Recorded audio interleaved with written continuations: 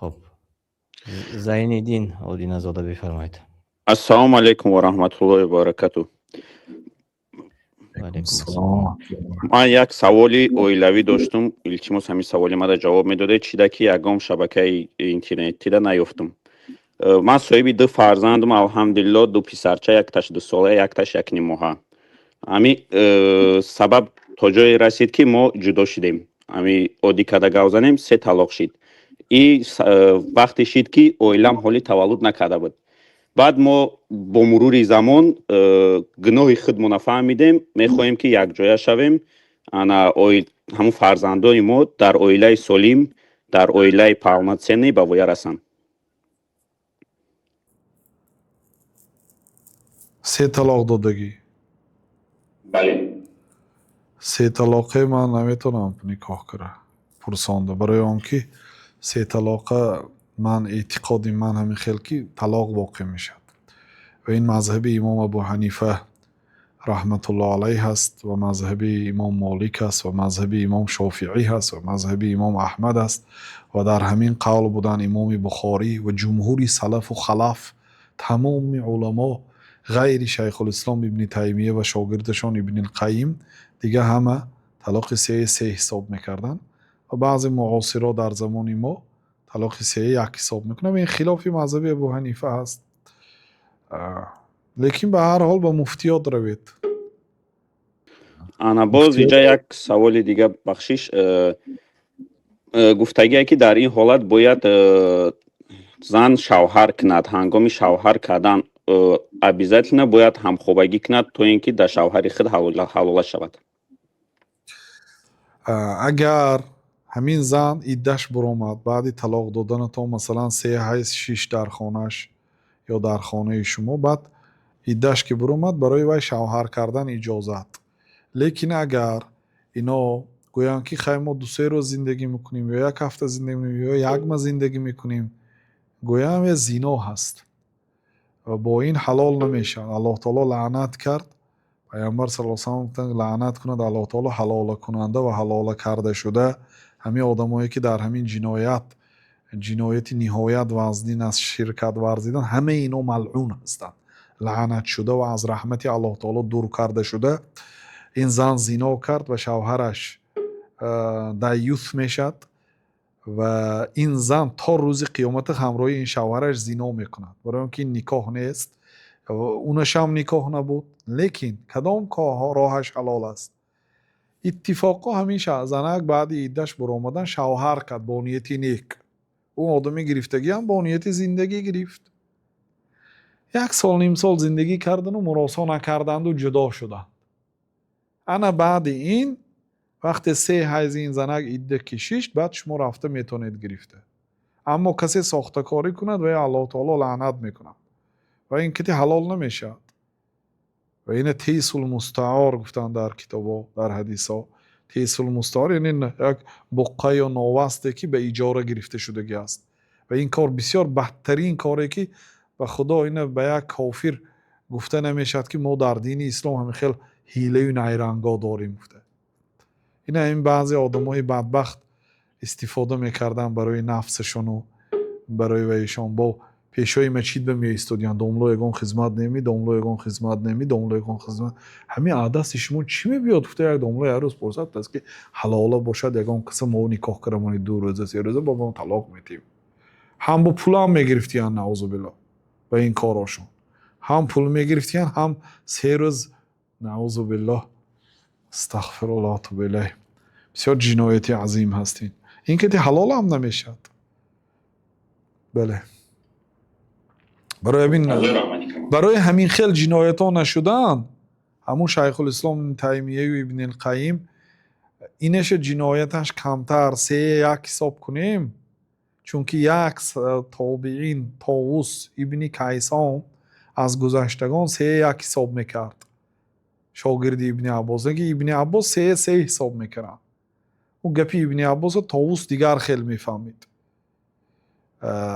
یعنی که گفتن که ما یک روایت داریم از گذشتگان و بعضی علما مانند سماحت الشیخ محمد ابن ابراهیم رحمت الله علیه میگفتن که شیخ الاسلام و ابن القیم اینا اینا عذر داشتن، اینا یعنی در زمانشون حلاله بسیار بود. همین حلاله هم در بعضی شهرهای تاجیکستان بسیار بود. ملاهاش نعوذ بالله حلاله چی بودن. کی بیاد اگر این حلاله کردن نکرده زنی مردم برای خودشان نکاح کرده میتن، نعوذ بالله دور و سیرا زنی مردم کدی بعد با میدادن. الله تعالی لعنت کند این خیلی آدمای. در زمان شیخ الاسلام بسیار بود. میگه این جنایتش کلان، این گناهش عظیم و این که دی پاک نمیشد و تا روز قیامت این زنش او زنا میکند.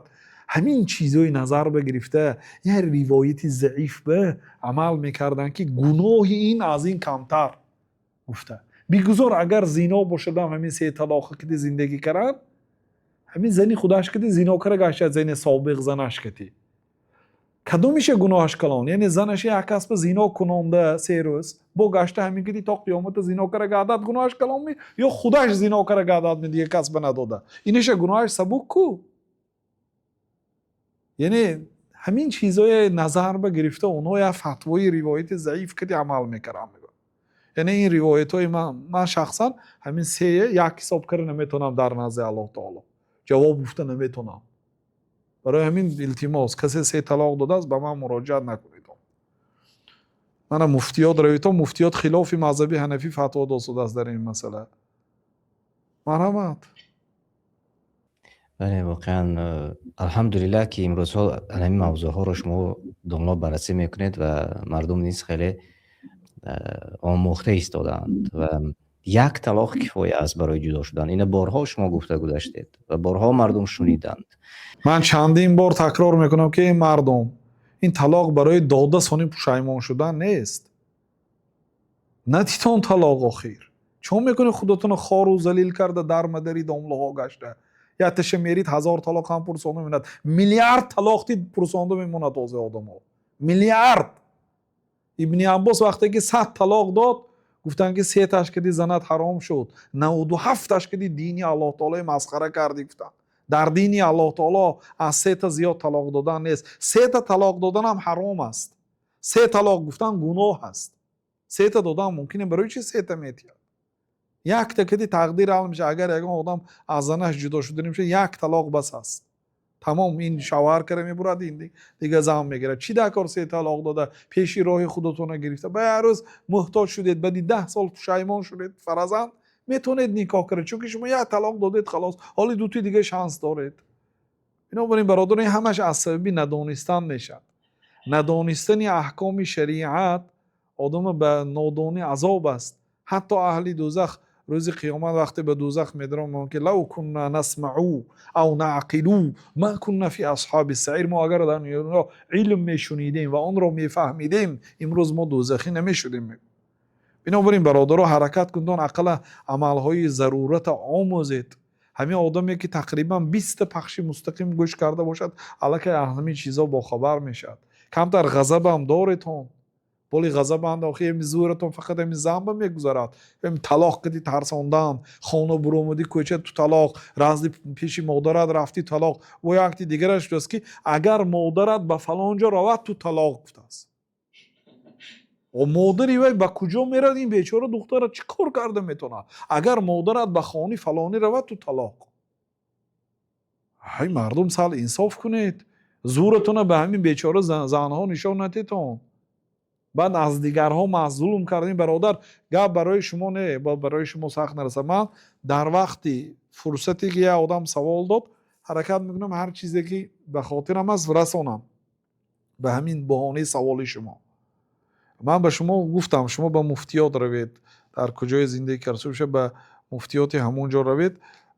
کسی که فتوا داد یعنی که به نزد یک کسی روید که به علم و امانتش باور دارید، بعد طبقی همون کار میکنید. شخصا من خاصتا مسئله طلاق یعنی که به واسطه تلفن به واسطه برنامه حل کرده نمیشد. چون که بعضی علما میگن که مسئله طلاق مسئله قضا هست. یعنی خودی و قاضی یا قاضی باید به شاهدها به حضور دو طرف حکم نکند.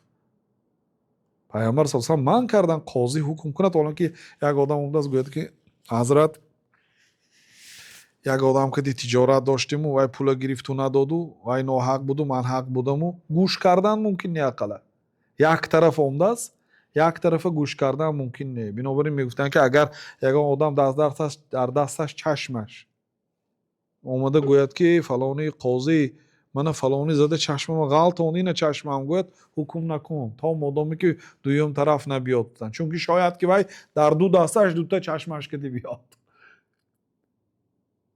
ва масъалаи талоқ ҳам масъалаи қозигӣ ба дахлашад чунки одамо дар масъалаи талоқ дурӯғ мегӯн чӣ хеле ки ҳаст ҳаму хел намегӯм ба назарашон ки агар муфтие фиребдим қозие фиребдим баъд вай никоҳ карамонад никоҳашон дуруст мешавад ин шариат аст пайғамбар саллаллоҳу алайҳи ва саллам гуфтанд ки манам як одам ҳастам ман зоҳири сухани шумо кити ҳукм мекунам агар кадом одаме ки пиши ман ба биёду ҳуҷҷатрониву усто бошад далел биёриву баъзеҳо доно мешад де баъзе одамо бечора ҳавай ҳақ асту ҳаққи худаша баён карда наметавонад ҳамин усулу ҳамин маҳората аллоҳ таоло барояш надодааст кадом одам биёд масъалаҳои тиҷорат доду гирифт пулу мол мерос ҳамин хел чизо ки биёд назди ман лекин ҳуҷҷат биёриш бисёр доно бошаду ман зоҳири кор карди истода фатво тиему ҳаққи вай бародара канда ин ба тиям ноҳақ донад ки ман барои вай оташа канда додам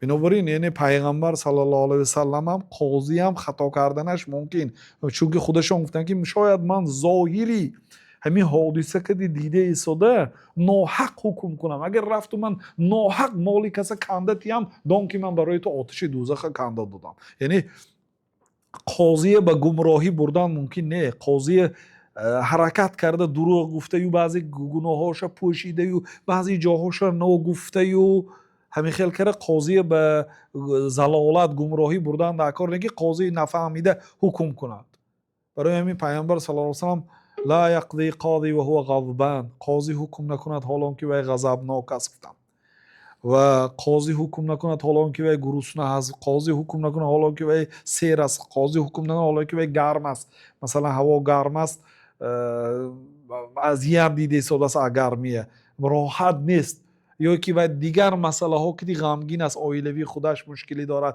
ё худаш қарз дорад ягон мушкилии дигар дорад берун аз маҷлиси қазо ин одамо ҳукм накунад гуфтанд чунки ин одам машғул ҳаст ин одам худаш як дарде дорад ҳоли дуруст дарк накарданаша эҳтимолаш аст хато ҳукм карданаш аст бинобар ин бисёри уламо монанди имоми аъзам аз мазҳаби қозигӣ аз қозигӣ вазифа даст мекашиданд зиндона ба гардан гирифтан қозигира не чунки байни мардум ҳукм мекунед ҳалолу ҳарома ҳукм мекунед ин масъулият аст ҳоли баъзе одамое ки номаш ба домло ҳаст сураи фотиҳаш хато ҳаст талоқ никоҳ мекунад наъузубиллоҳ туғри ҳай гуфта эҳтиёт кунед аз аллоҳ таоло тарсед никоҳ ман талоқ ин бозӣ нест бародарон масъулият аст бале